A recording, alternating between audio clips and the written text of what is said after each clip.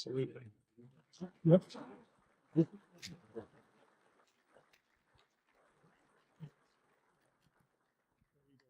All right. Thank you and good morning. I am so impressed and have so many thoughts in my mind to express gratitude to Mike and Trey and to all of you.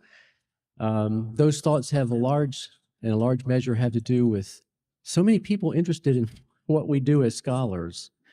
But for the sake of time, I just want to say thank you. It's an honor to be here for this event. For the sake of time, I'd like to rush right into my topic because what I want to do today is two things. I want to rehearse some of what Mike just talked about in the history of scholarship. When he first talked to me about this, he brought to mind the problems of, as he just said, crazy town on the internet. There are so many wild ideas about the Bible, and why are they there? And he said, why not address that in this kind of meeting? So I'm happy to do that. We have, in particular, in Old Testament studies, which is what I do, we have a particular problem of a pendulum swing between those people who think Israel never had an original thought and that Israel was exactly like all the other peoples of the ancient world on one extreme, which leads to a lot of other crazy ideas, to another pendulum, which says Israel is completely isolated and different from, unlike in any respect, ancient Near Eastern neighbors. And so in the history of scholarship, the pendulum has swung back and forth, and I'm going to rehearse that first for you, just to give you the context. Then the second thing I want to do is to give you three examples from Old Testament Israel of how I think this ought to be done. So I hope this will all be very helpful to you. So I want to start with a guy named George Smith. Isn't he a handsome fellow? George Smith, who's one of many people who have that name, of course, was simply a young man who was studying to be an engraver in London. This is 1 or 2. And as an engraver, he got infatuated with a group of new texts which had been discovered not new texts, they were ancient texts, which had been discovered for the first time in the 1850s and housed in drawers of the British Museum. They'd been indexed and tagged and put away in a drawer. Nobody could read them. They were written in a strange new script that nobody understood. This young man who was an engraver took all of his lunch times and all of his free time and spent all that time in the basement of the British Museum studying these texts because he was infatuated by them. And in the late 1850s, they deciphered the languages. They began to understand that, for the most part, they were ancient Semitic languages, most of them Akkadian, which is akin to Hebrew. And George was one of the first to learn how to read them. And so he was going through these texts, trying to understand them, and he was slowly discovering, bit by bit, things that were of great interest to that world. And so in 1872, he was by himself. Well, there were a few other curators of the British Museum with him. When he discovered for the first time, he was reading for the first time in over 2,000 years, a text that talked about a flood, a great flood, and a man named Utnapishtim who built a boat, who is, I won't go through the whole story for the sake of time. And as he's reading it, and you can see why this is funny, when he realized the significance of the text he was reading, he, quote, jumped up and rushed out of the room in a great state of excitement, and to the astonishment of those present, began to undress himself. And I thought, what a great way to begin the Naked Bible Conference.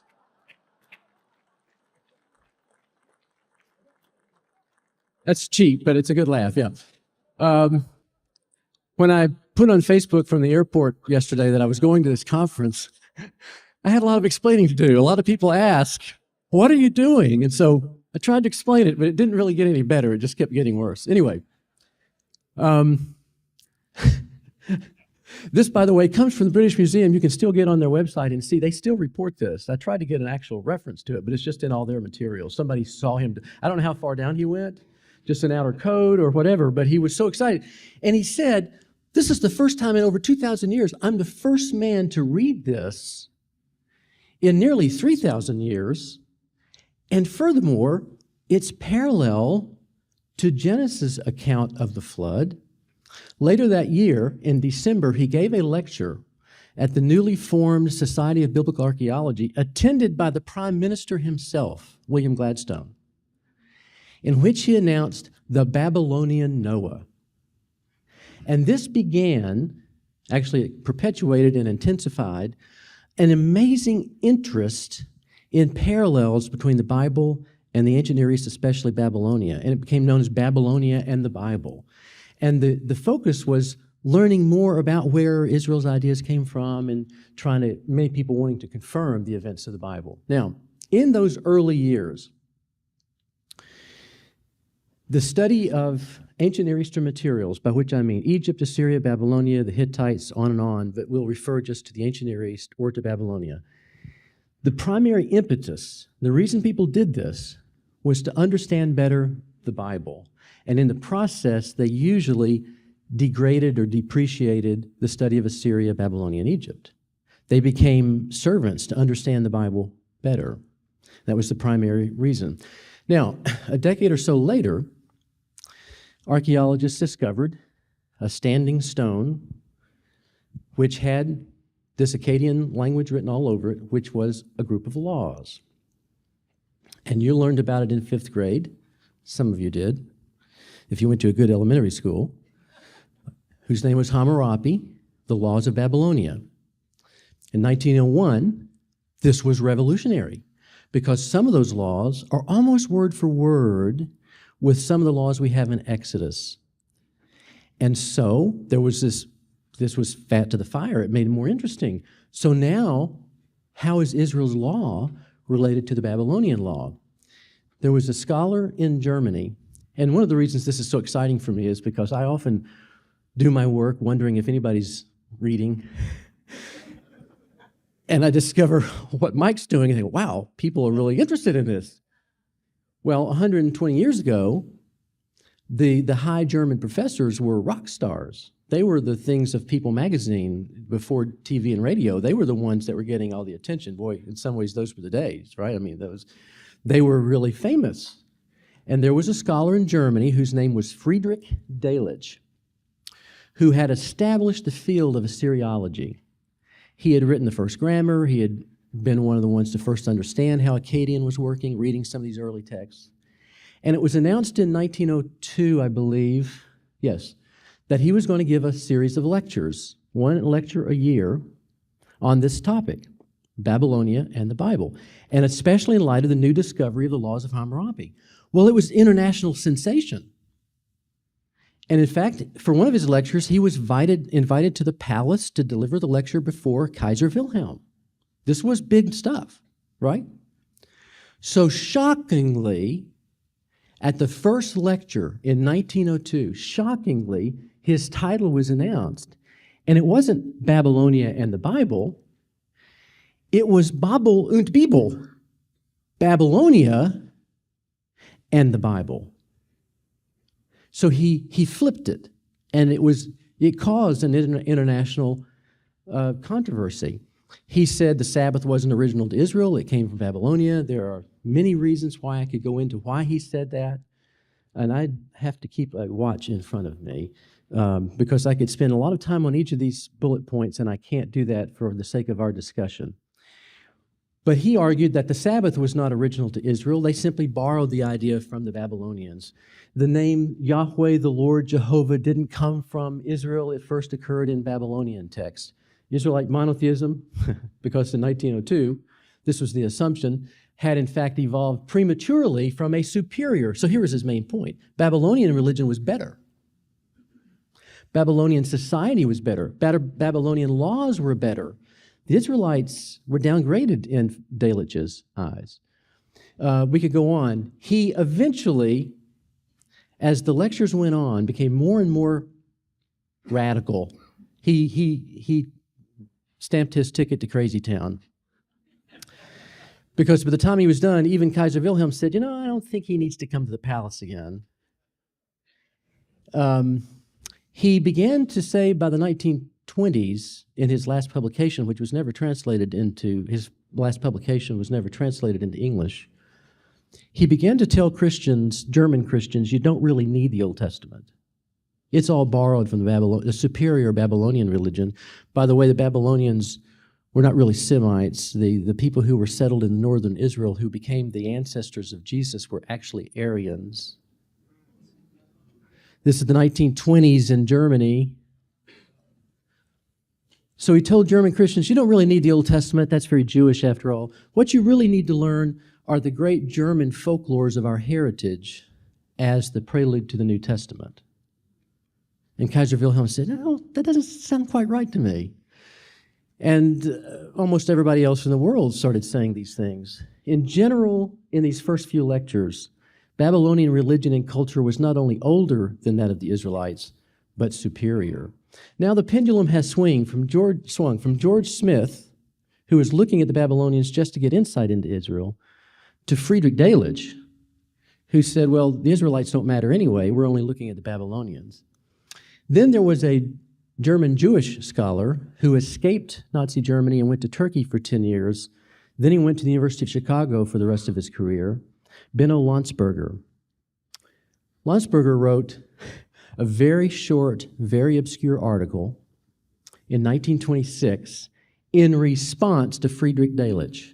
And this article is largely ignored except among the scholars.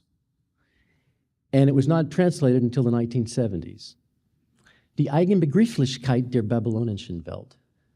That first word, that big long German word, he made up.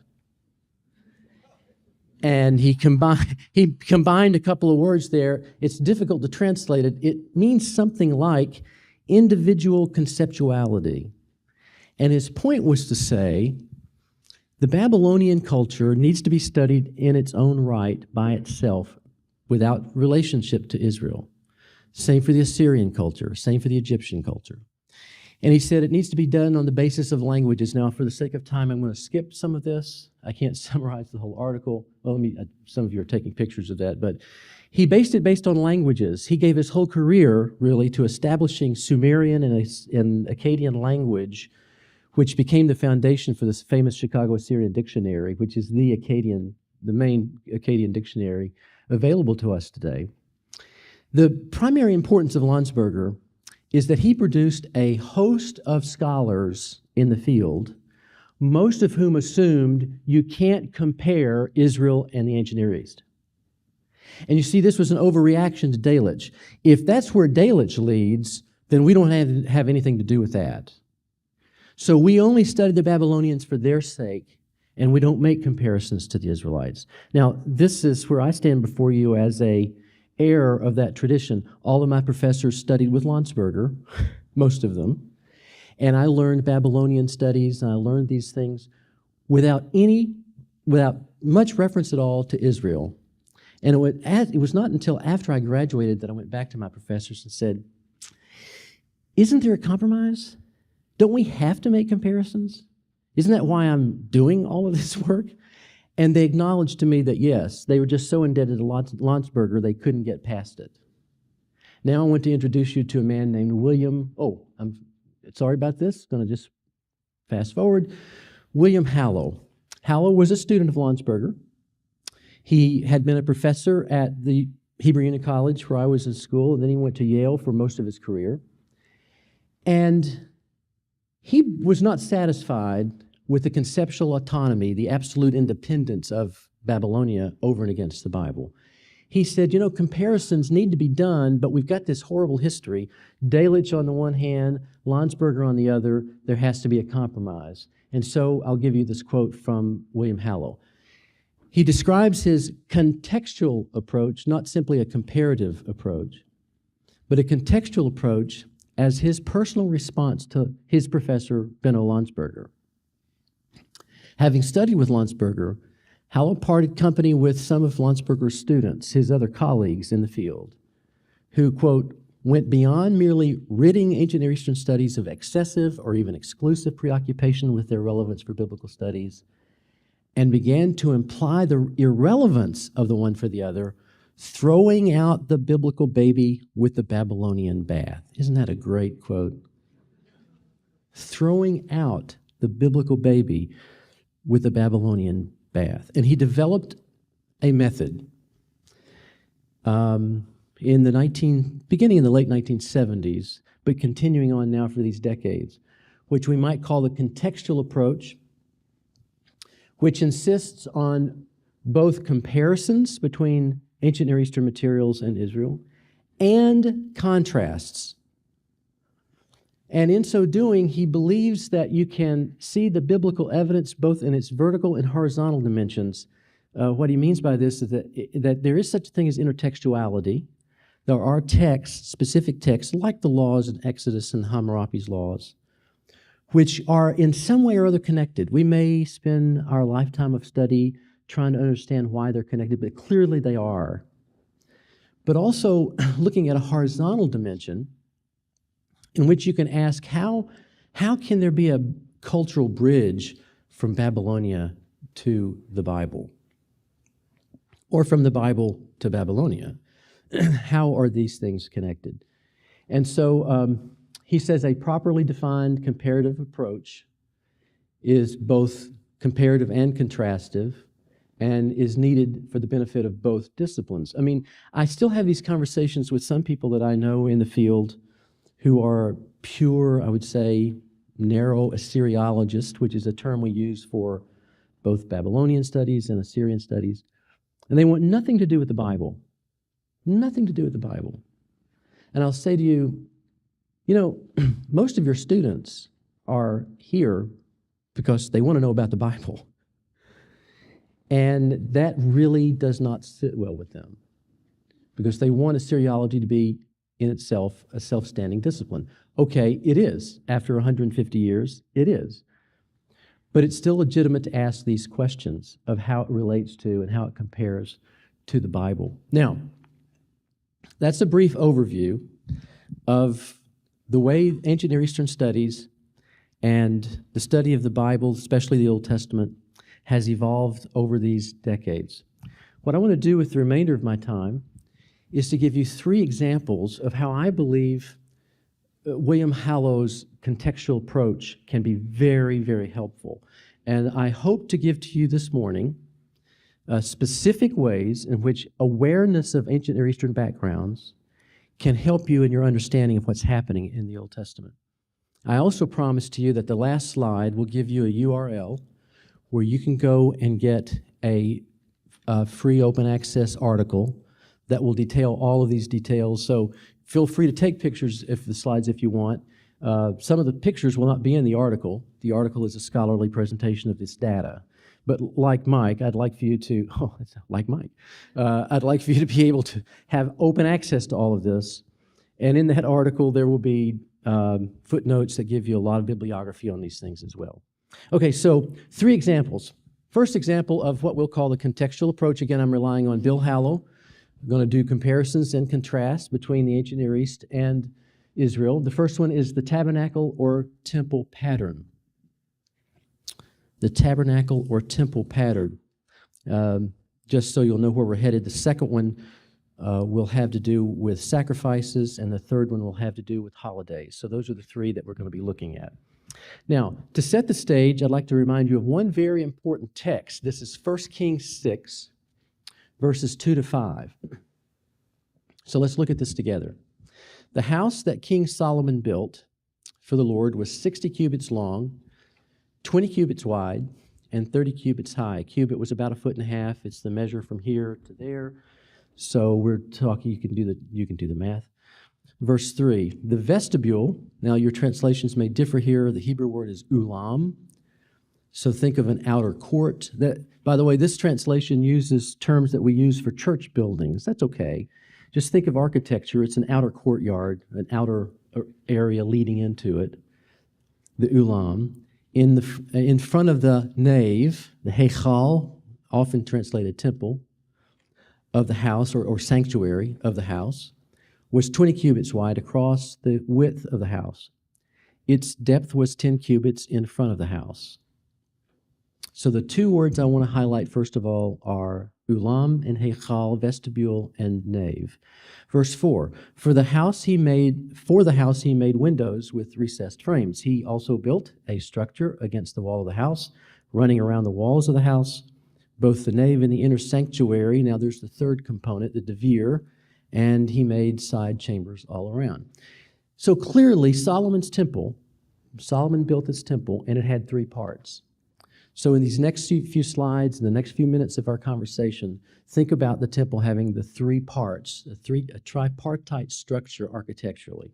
So you have an ulam, a vestibule or outer court, a heichal, a sanctuary, and then an inner chamber, which in some texts is called the Holy of Holies, the devir. Three parts, okay? Now, I'm going to take you to Arad. This is the part that won't be in the article, but I want to, for the sake of visually illustrating this, in the extreme southern portion of Israel, we have this three-part structure. Archaeologists found this three-part structure, which has a very similar structure as the one just described in 1 Kings. Here is the ulam, the outer vestibule. And by the way, in this case, you actually have what we believe was a large altar for sacrifice. Then you have a second room. You can see here, in this case, it's a long room. There are variations of this tripartite structure. Sometimes the second part is long, like this one. Sometimes it's deep. It depends on the arrangement. Now, if you look at the second room, there are steps up to an enclosure, an inner room, a devir, if you will, or Holy of Holies. And I'm going to come back to this in a few moments. You'll notice, see this little stand right here? Another stand there. These are incense burners. And there's a standing stone there. I'll have to come back to that later. Now, all I'm trying to illustrate is that archaeologists found this building, and as you can imagine, scholars argue about this. There's argument about what this really is. Some disagree. To me, it seems pretty clear that you have a tripartite place of worship, very similar to the one described in 1 Kings. That's in the very extreme southern part of what today we would call Israel. If you go to the extreme northern part of Israel, in what is today Syria, you have a place at Tel Tayanat, where the archaeologists found something very similar. And this is actually an archaeologist's drawing of what would have been reconstructed of the sanctuary at Tel Tayanat. And look at this. You have a vestibule, an ulam. And by the way, this one they believed had two pillars, just like Solomon's temple has Joachim and Boaz, the two columns that lead into the Temple of Solomon. It has, in this case, not a broad room like you had at Arad, but a long room. You with me?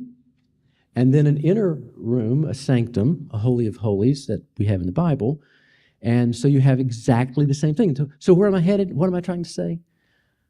The evidence suggests, archaeologically, that throughout Syria, Palestine, the southern Levant, where ancient Israel was, one of the main ways of building a house of worship was to have three parts to it, and these three parts related in very similar ways. Now, there are other ways of building places of worship. There are other temples with different structures. This is not the only one, but it's the primary, the main one. And as I say, there are some alterations even within it. Now, you can see how this works in Israel. I love these artists trying to reconstruct what we think things looked like, the tabernacle in the wilderness. I have to confess this morning that I believe there really was a tabernacle. And Mike is laughing. Some of you are laughing because you know that in the scholarship, it's a wide-ranging field in the scholarship that says there was no tabernacle. It's a figment of a late imagination from the Persian period, where they took the temple pattern and reprojected it into right? This goes back to the 19th century. This is Wellhausen's view. There was no tabernacle. There is evidence now, more recently, that nomads in the desert lived in tents. And what you had, I believe, I don't know if it looked like this or not, this was an attempt to try to reconstruct the description of the tabernacle in Exodus. And so, I don't know, it was something like this, but it would have had three parts. We know this from the text of Exodus. It would have had an outer vestibule. Here you have the altar. Then inside the tent, which you can't see, would have been two parts, the sanctuary and the Holy of Holies. That's the way it's described in Exodus. And then reconstructions of the temple as well. The text we just read from verse 6 make it very clear. You had these three parts. Now, so far, so good. You have all these illustrations, both from archaeology and from other ancient Near Eastern texts, that there were three parts to these ancient Near Eastern, especially in Syria, Levant, and Syria, Palestine. Now, We have not the one from this reconstruction of the temple, but the archaeologists have examples going all the way back to the 3rd millennium in Syria, and also the 2nd millennium in Anatolia, modern-day Turkey. Lots and lots of evidence from the archaeologists of the 3-part structure of the temple pattern. Now, when you look at that, you would say, like Friedrich Delitzsch, Israel was just like all the other nations, maybe even inferior to the other nations, he would say. But the point of this little illustration is that, yes, Israel looked like other people groups in that part of the ancient Near East.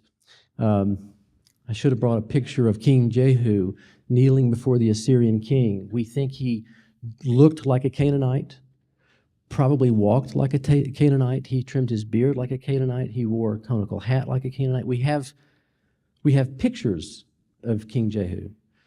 And we say, well, he looks pretty much like a Canaanite. And I have a friend who says, well, if they walk like a Canaanite and talk like a Canaanite and quack like a Canaanite, then they're probably Canaanites.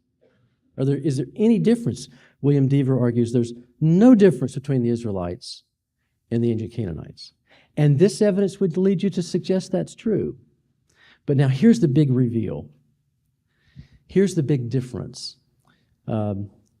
Sociologists and anthropologists have taught us in recent years, since Bill Hallow has talked about the contextual approach, that when you compare cultures across different regions, you look for the similarities, and the similarities are only interesting and compelling when you find the differences.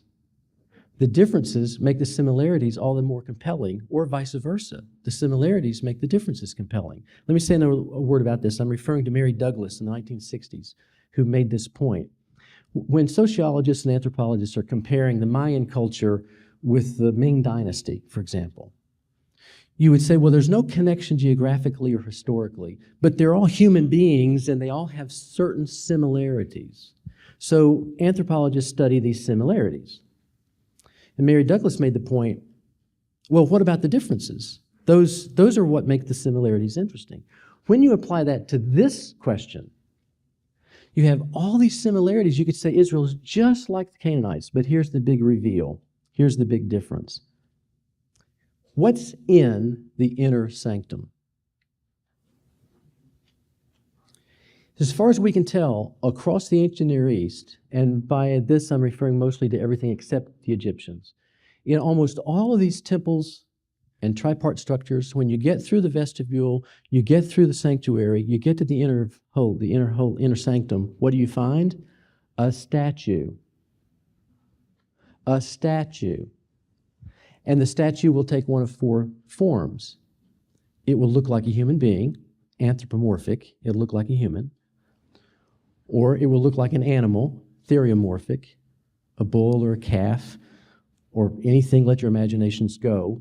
The ancient Near Eastern folks did, and they worshipped almost any form of these idols. Or it could be a blend, a mixture, like a sphinx. It could have human form, but it could also have animal features. Or, remember a rod? I pointed out the incense burners, and then I said there's a standing pillar there with no image on it. It could be simply an inanimate object, like a standing stone with no writing or drawing on it. Any of these things, usually a human-looking figure, would be standing in the inner sanctum.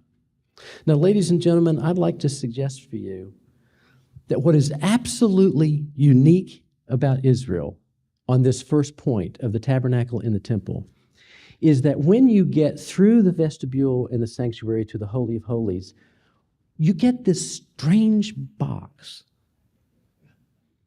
And I don't know, we haven't talked about this. I don't know, Mike, I know there was one podcast about the Ark of the Covenant, so I hope we're on the same page here.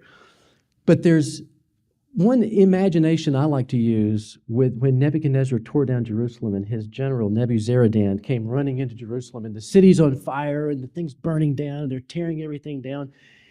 And they did what ancient conquerors do. They go to the temple of the conquered people And they go into that temple and they grab the deity that people worships. And what do? They take it home. They usually put it on a wagon and parade it through town and say, with a big parade, their deity, their God now, is on our side. Their deity has given their people and their nation over to us. The Philistines did this, you remember, with the ark. The Babylonians have. We have many examples of this.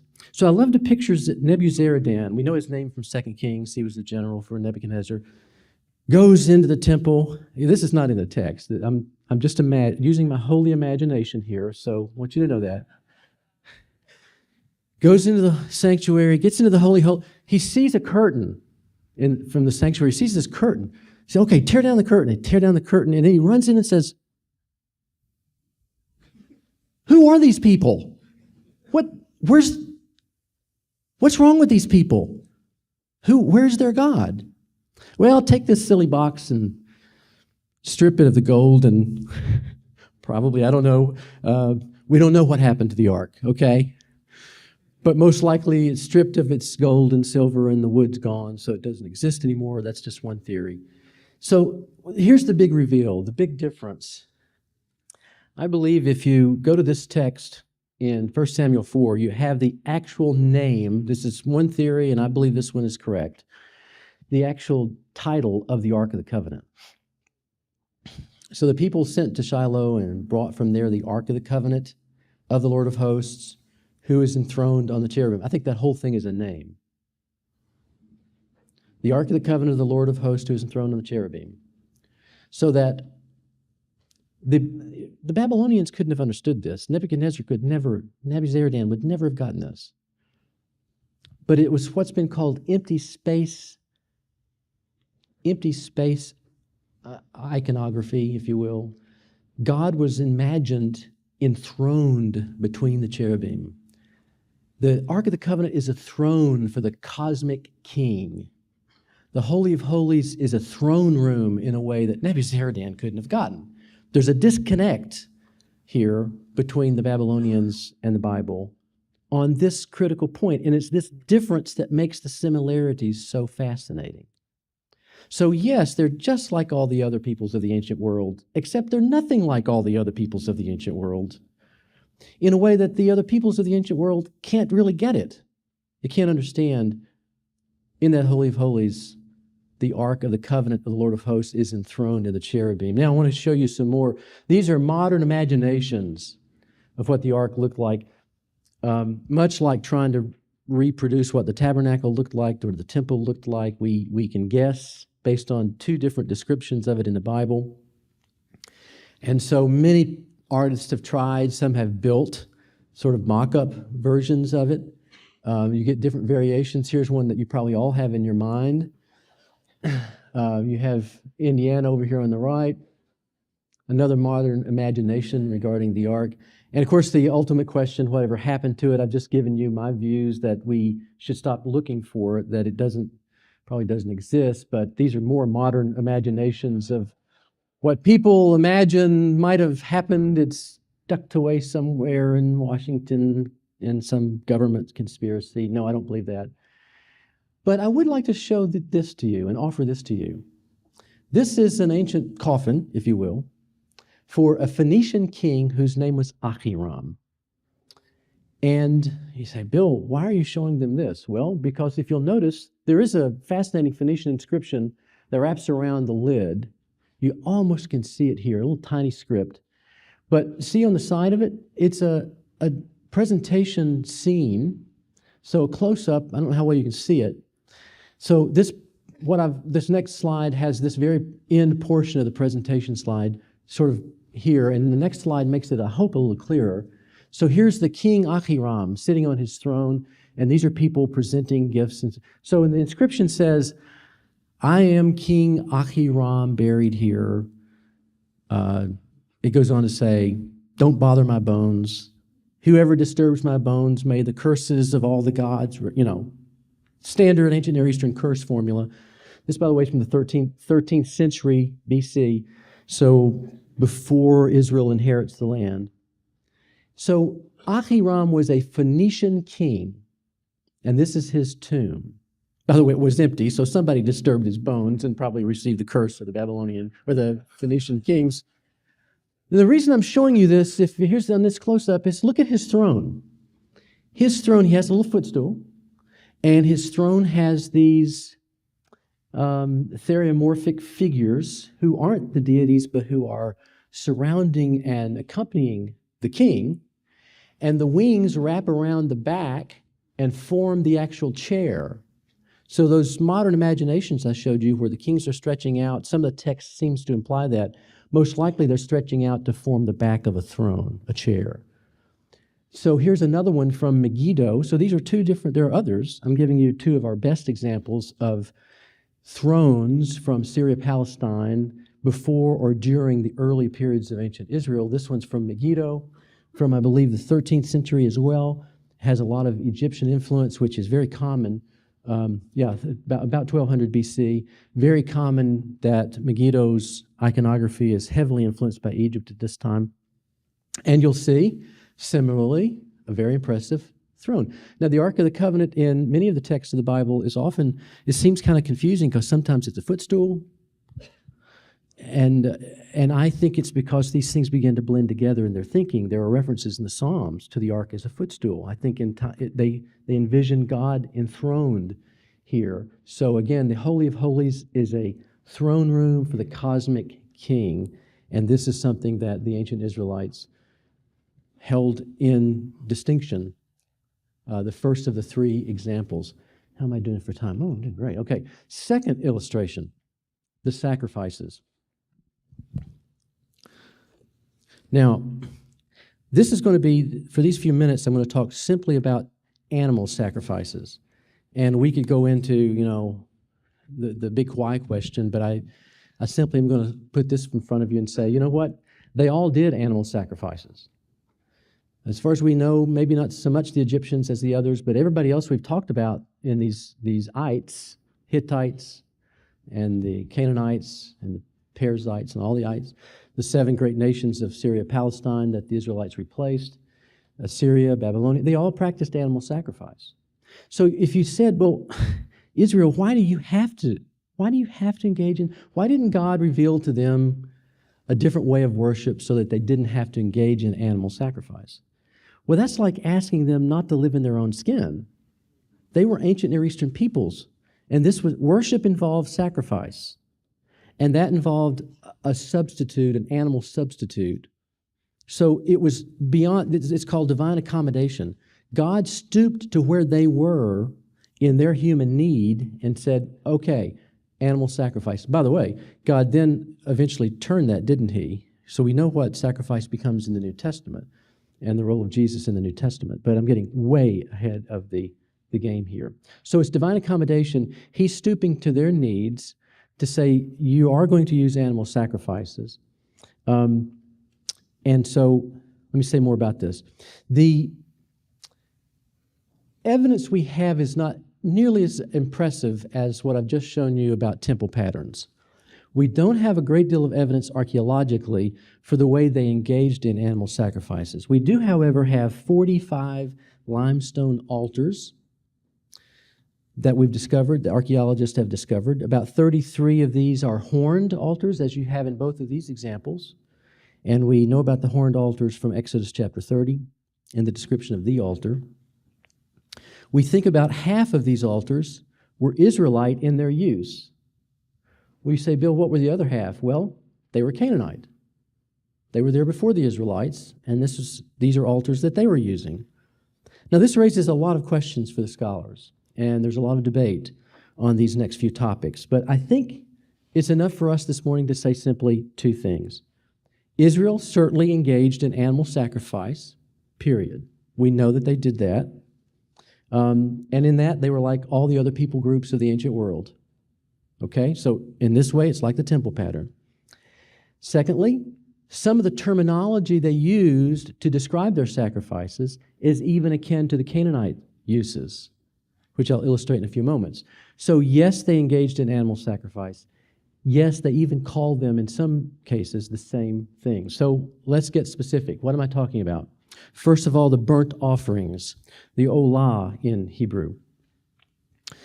These burnt offerings we have evidence of this from all over the place, but especially the book of Leviticus described in the opening chapter, and they were very specific in their uses. The second one I want to talk about is the sacrifices of well-being, the zevach, or simply sacrifice. Zevach shalamim, sacrifice of well-being. Now, I'm going to stop there for a minute. These two are the most common words for sacrifice in the Bible. And we have examples from Ugarit. Mike mentioned a moment ago Nicholas Wyatt. So Ugaritic is a whole other field of studies. And it's another Semitic language, very much related to especially the poetry of the Old Testament. And they have a word, which is a word for burning, which they use to describe what the Old Testament calls nolah. So it's not the same term, but it has the same semantic field. It's very much like the burnt offerings. So we know that the Canaanites, before Israel, were engaging in sacrifices, even referring to it as a whole burnt, if you will, a burnt offering. They also use zevach, sacrifice, in the same way. So these first two are actually sacrifices that were being used by Israel's neighbors. Now, ladies and gentlemen, my big reveal is going to come easier here. It took a while to build up the tabernacle temple thing before I said, here's the difference, right? Now, get this point about sacrifices. What were sacrifices for in Ugarit and Babylonia and Assyria?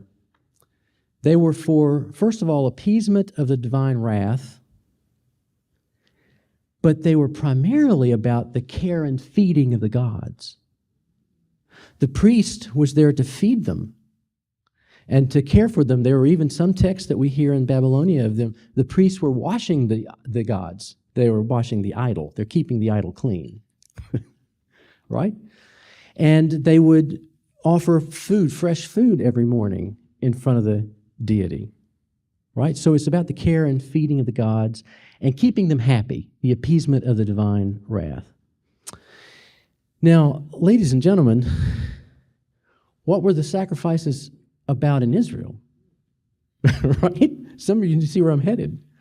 They've been transformed because there's this concept called atonement in Leviticus, which permeates almost every paragraph and redefines what the sacrifice is. God doesn't need to be fed. He certainly doesn't need to be cleaned up and washed. So it's redefined entirely in the concept of atonement, so that these first two examples, the whole burnt offering and the zevach, the sacrifice, are both very similar to, but entirely different from, their uses in the ancient Near East. By the way, I forgot to mention that in Mesopotamia, besides the care and the feeding of the gods and besides appeasement of the wrath of the gods, there developed an entire science of clairvoyance to try to discern the future and to use the sacrifices as a means of discerning the future. We call that extispicy. You're analyzing the liver, and I want to take another second to explain what we mean by this, because this illustrates the dramatic difference between the use of sacrifice there and the way it's used in Leviticus.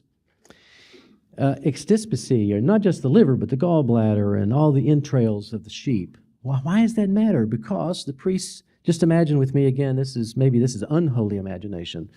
The priests are standing before the great god Marduk in Babylon, and they're offering a sacrifice, and they kill the sheep, and they're splitting it open and preparing it for the sacrifice. Fortunately, this is before lunch. I hope it's soon enough after breakfast that it's okay for you. And they're opening it up, and all of a sudden, while they're doing this, a messenger comes riding into the gates of Babylon and says, "The king has just been defeated in battle, and a third of his army is dead." And the priest says, that gallbladder is discolored and turned funny. Or that liver is shriveled up and deformed. This is an insight into the divine realm. And something has happened with this sacrificial lamb which is connected to the king's defeat in battle.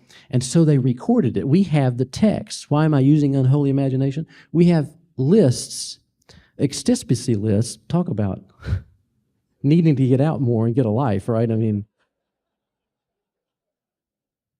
I mean, people have given themselves, we thank them for their service to reading these texts, but lists of observations. And in one city, the city of Mari, they actually, out of clay, drew a model. We have more than one, a model of a sheep's entrails with Akkadian words written on them. This is what the liver is supposed to look like, and this was used to teach a priest. When you cut them open, this is what it's supposed to look like. If you cut it open and the liver is shriveled up, check the text. Tell the king, don't go in battle. Stay at home this time, right? Because it's connected. So these sacrifices, this animal sacrifice became a means of clairvoyance to try to manipulate the divine realm. Really? Israel comes along and says, we're going to talk about sin and the need for atonement. And it does say that the Lord is well pleased by the aroma. It doesn't say that he ate it.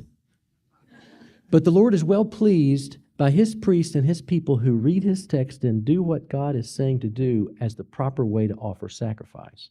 And when that is done, starting with Leviticus 1, going through these sacrifices, when that is done, you have a means of atonement, reconciliation between people and God through this means of sacrifice. How different that is from the ancient Near Eastern concept of atonement. There's much more I could say about this, and maybe we'll come back and talk some more. I believe that sin was perceived as an aerial contaminant.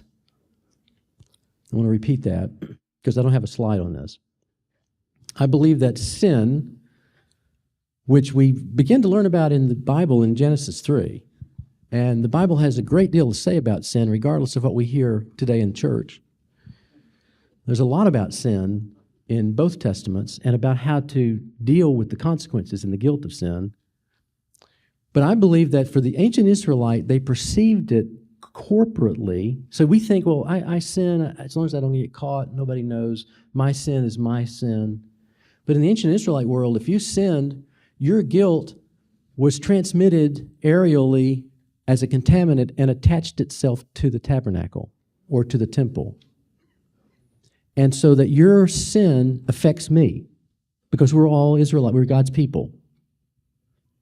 And any individual sin contributes to a corporate guilt that is attached. The Babylonians had an annual event where the priests came in and they scrubbed down the walls of the temple and tried to keep it clean. The Israelites had something called the Day of Atonement.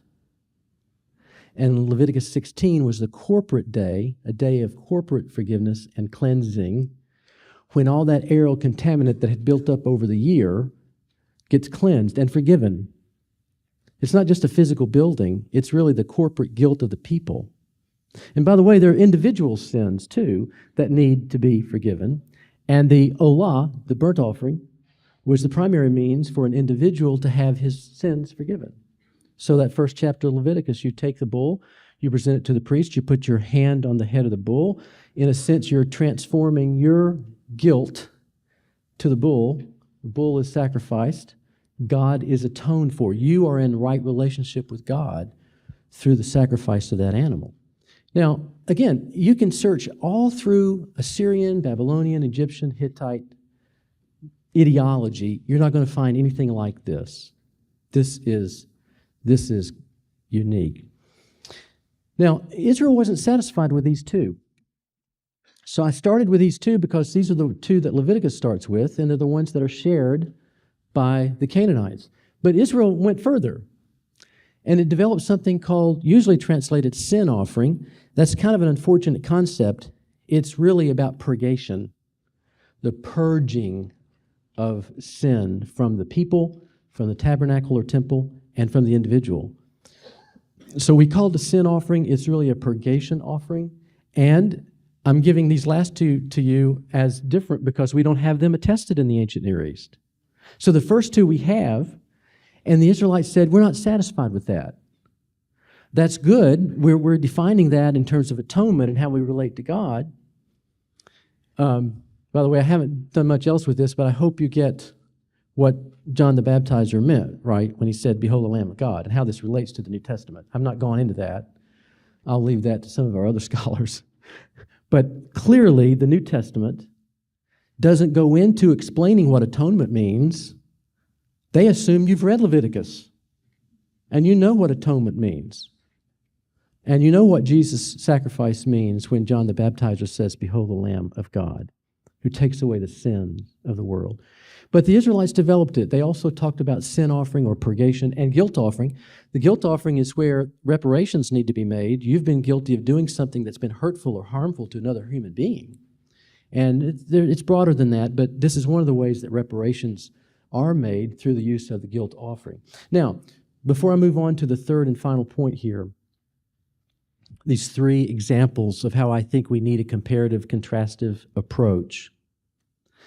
Let me say one other word about the remarkable way they looked at these sacrifices. I've referred to the book of Leviticus, and I've said you can read Leviticus 1 to 7 and get all of these. There's a fifth one, which is a grain offering. I've not included that here because this is about animal sacrifice. But they're all defined for you in Leviticus 1 to 7. Israel not only redefined what it meant to offer sacrifice and what the significance of the sacrifice was, they put it at the heart and the core, canonically, of the Torah. It's right in the middle, Leviticus 1 to 7. You know, you've just gotten out of Egypt. You've just been dragged through the desert. You've just stood at the foot of Mount Sinai and made a covenant relationship with God. Now, what's the first thing you do? Learn about these sacrifices, because you need to understand atonement and maintaining right relationship with God. So, canonically, it's at the core of who they are, the Torah, and historically, it's at the foot of Mount Sinai. So it couldn't be more important, these sacrifices, and especially the significance of the difference between the way the Israelites perceived them and used them and the way the Canaanites and others of the ancient Near East did. Now, quickly, so the first two are known from elsewhere in the ancient Egypt and ancient Canaan, but sin and offering, guilt offerings are unique to Israel. Quickly, let me go to the third one, and I'll probably make this pretty brief. When should I draw a line here? Right at 8 minutes. Okay, you can kind of signal me, because I think I can do this in 8 minutes or less. Holidays. Better, holy days, right? Now, if you think about, there are 5 different passages in the Torah that explain to us Israel's holidays, or holy days really is better. And I won't go through all those 5 passages. There are similarities between them. Exodus 23 and 34, Deuteronomy 16, Leviticus 23. There are subtle differences between the way they define them and use them over time. But there were 3 major ones. These are called the Chag, or Chagim. These are pilgrimage festivals. And they have many other festivals, but these are the 3 primary ones, okay? This is their religious calendar. And I'm going to talk about these 3. You already know what they are. You can guess this. I'm going to talk about these 3. And as I've done with temple structure and with sacrifices, I want to first of all start thinking about how they're similar to ancient Near Eastern practices. So the Passover, this is somewhat controversial. Of all the things I say today, what I'm about to say next, and then in a few moments about one of the other festivals will be the Feast of Weeks, will be the most controversial and contested. So I want you to know that. I'm not giving you the consensus view, but it's what I believe to be true. The Passover, we have very clearly in Exodus 12, the history and Israelite concept of what the Passover meant in the Exodus from Egypt and the smearing of the blood across the lintels. You know the story. I believe the Israelites shared this. We have evidence to believe the Israelites shared this festival with the Canaanites as an agricultural festival. And in the Canaanite world, especially among nomadic or semi-nomadic peoples who were pastoralists, that means they were sheep herders. They had large cattle, mostly small sheep, caprids of various sorts.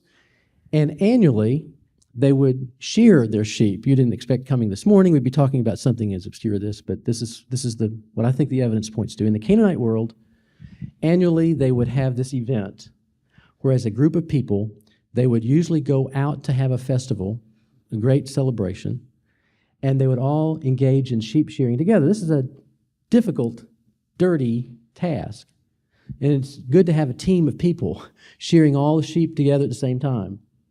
And usually you'd eat one of the sheep as a part of the festival, right? I mean, it's you'd take one of them and they would sacrifice. You'd eat it because that's part of the festival and part of the fun. So the first event in the Canaanite agricultural calendar that I want to mention is this annual sheep shearing. Now, I think that's been transformed in Israel, and I'll come back later to say how. You already see this. You know about that. Oh, I'm going to do that now. Okay, so in Exodus 12, we know that it commemorates the Exodus. I believe it's a custom that the Israelites in Egypt brought with them from their patriarchs, from their heritage, into Egypt.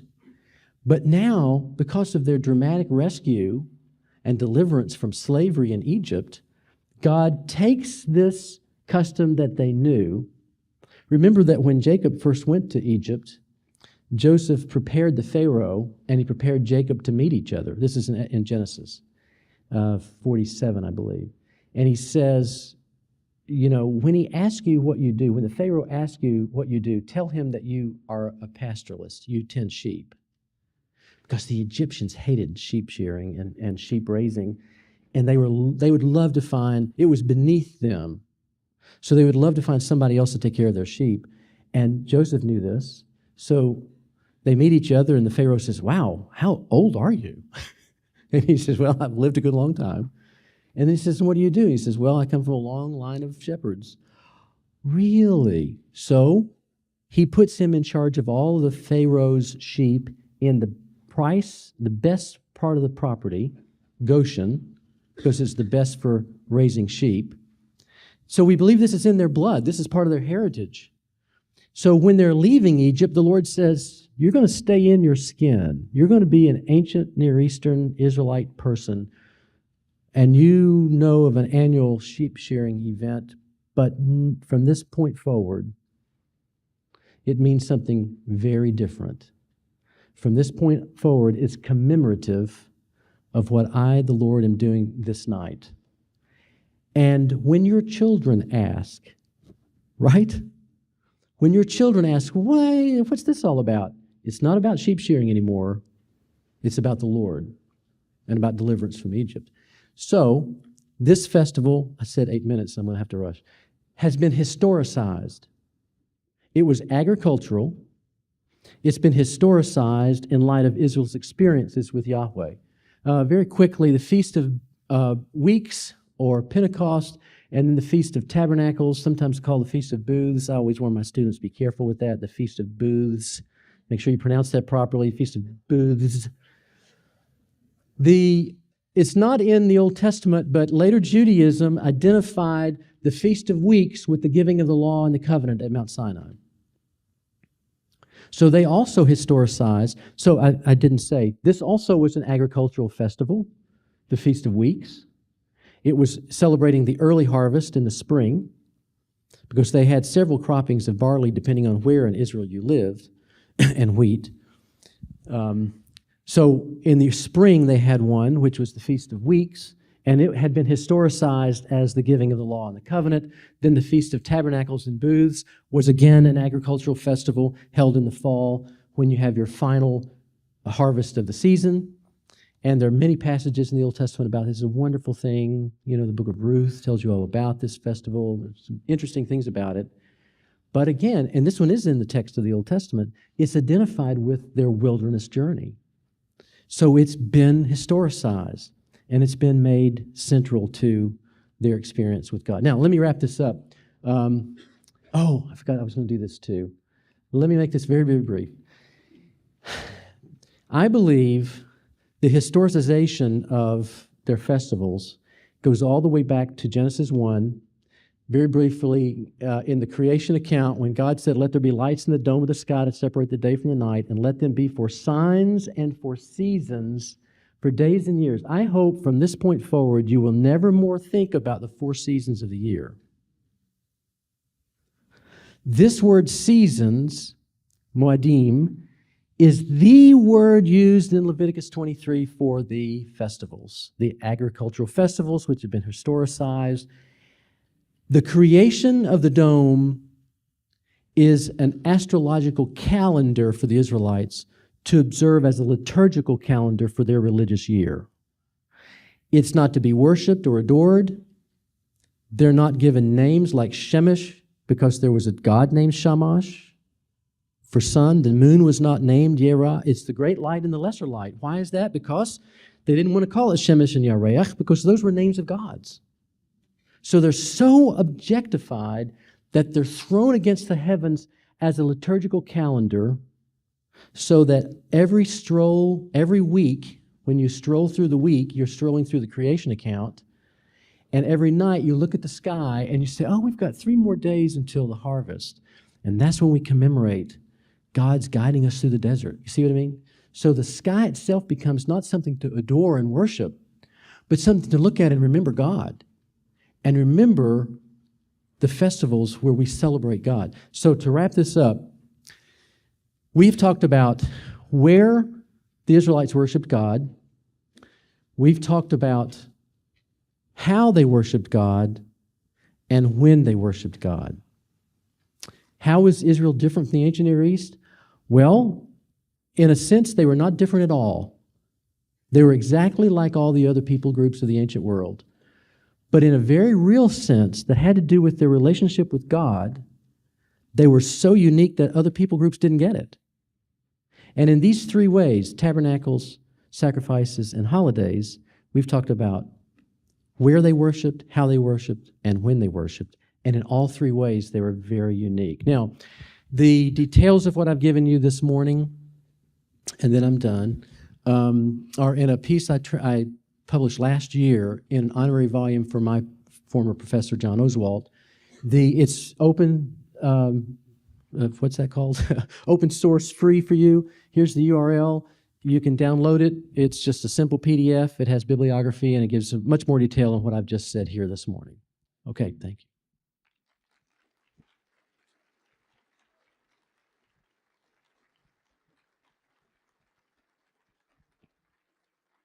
Thank you very much. I have just as I'm going to invite Archie to come up. Archie is our next speaker, Archie Wright. I can sum up Bill's talk in 2 words. Be honest. I mean, seriously, because when you encounter people who want to tell you, hey, Israel's no different than anywhere, they never had an intelligent thought, be honest. You got to have both in there. One quick thing I want to ask you, have you ever, in your graduate either school experience or maybe at conferences or such, has the subject of anti-Semitism, that some of these scholars like Delitzsch, they were teetering and veering off into this, has that ever given anybody pause? Like that actually matters? Very, very rarely. As you know, probably 10 or 12 years ago in Great Britain, there was a kind of a dust-up among some scholars, and I won't mention all their names now, but in their name-calling of each other, they got into, you're just a racist and you're anti-Semite. And, most of us watched that and thought, wow, these are important issues, and maybe the guy is racist. As you know, in these conferences, it's all about the data and trying to make an argument. It got personal at that point and was not very helpful, but rarely does that come up. It's usually under the surface. It's so human, isn't it? It is, and that confirms what's been floating around in my head, because scholars can be influenced, okay, by these external ideas, and it affects the way they present their material. And some of them sort of develop selective memories, about certain things. So it's just a good reminder, be honest. But, yeah, thank you, Bill. And we'll have Archie come up.